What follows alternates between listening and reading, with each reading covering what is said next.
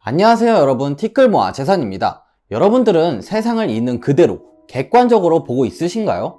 사실 우리는 그렇다고 생각하지만 프레임을 통해 채색되고 왜곡된 세상을 경험하고 있습니다. 동일한 사건을 보고도 사람마다 생각하고 느끼는 점이 다르지 않은가요? FOMC의 금리 인상에 대해서도 금리 동결에 대해서도 모두가 의견이 다릅니다. 어떤 사람은 이제 상승장이 시작되었다고 말하기도 하고 어떤 사람은 잠시 반등할 뿐이라고 말하기도 하죠. 자신의 프레임에 의해 생각하기 때문에 같은 상황에서도 서로 다른 생각을 할 수밖에 없습니다. 프레임은 고정관념일 수도 있고 자신의 상황일 수도 있죠. 여러분, 다이어트를 할 때 길거리를 걷거나 드라마를 보게 되면 수많은 음식점들과 먹는 장면이 많이 등장한다는 사실을 깨닫게 될 겁니다. 우리나라의 길거리에는 음식점이 왜 이렇게 많은 걸까요? 드라마에서는 식사 장면이 왜 이렇게 많은 걸까요? 이전에 비해 음식점과 식사 장면이 늘어난 것일까요? 아닙니다. 내 상황에 따라 프레임을 통해 세상을 바라보았기 때문에 그런 것만 보이는 것이죠. 이런 착각이 음식에만 국한되는 것은 아닙니다.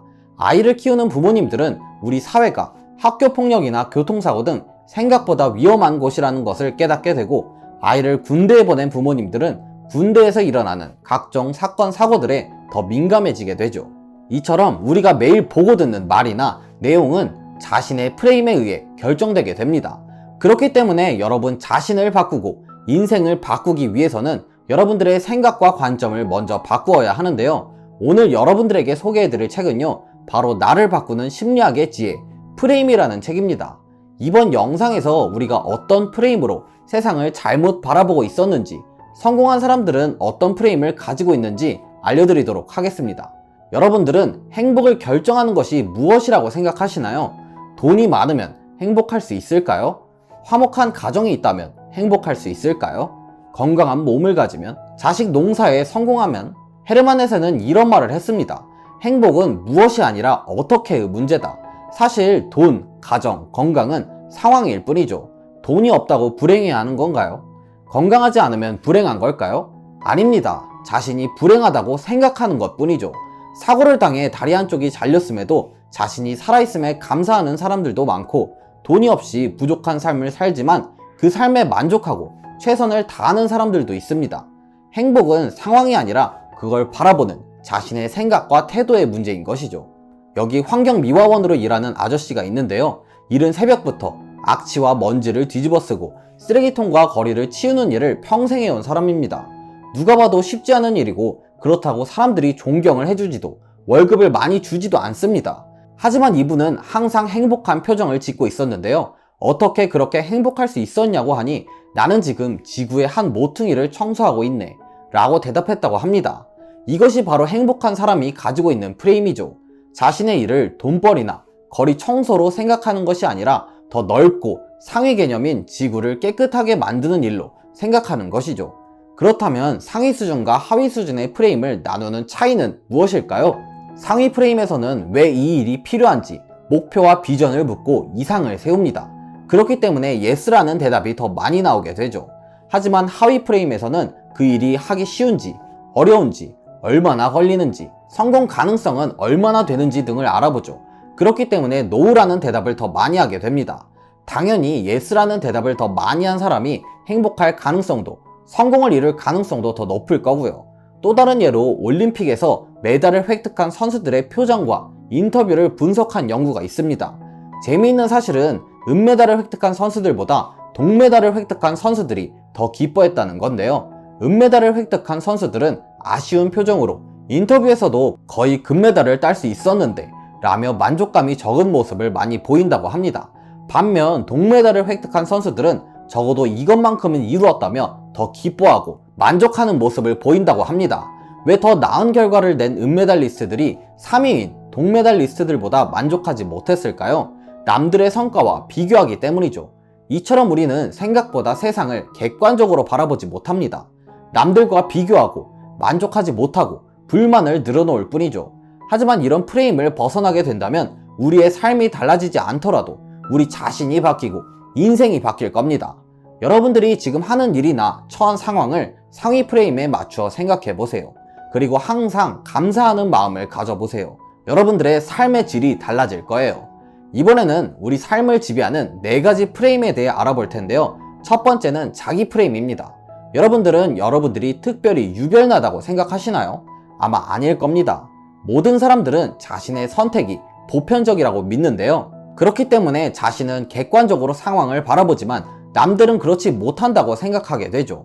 요새 나타나는 꼰대, MZ세대 등의 용어도 바로 이것 때문입니다. 젊은 층들은 젊은 층대로 자신이 맞다고 생각하고 중장년층들도 자신이 살아온 경험을 바탕으로 이야기하니 서로 이해할 수가 없는 겁니다.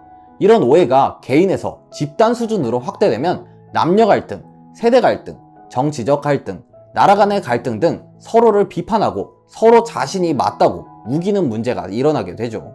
중요한 것은 내 생각이 무조건 맞는 것이고 남들이 내 생각을 제대로 모른다고 착각하지 말아야 한다는 것입니다.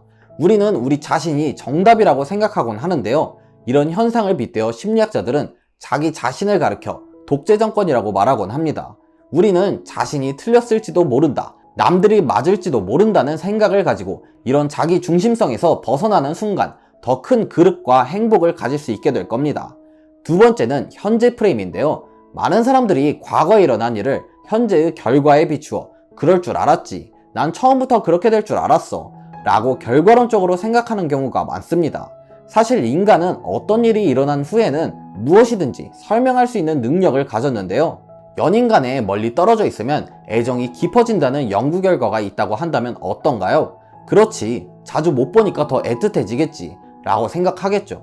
하지만 반대로 애정이 식는다면 어떤가요? 몸이 멀어지면 마음도 멀어진다는 말이 있잖아 라고 설명할 수 있겠죠. 이처럼 우리는 반대되는 두 입장을 결과론적으로는 모두 설명할 수가 있습니다.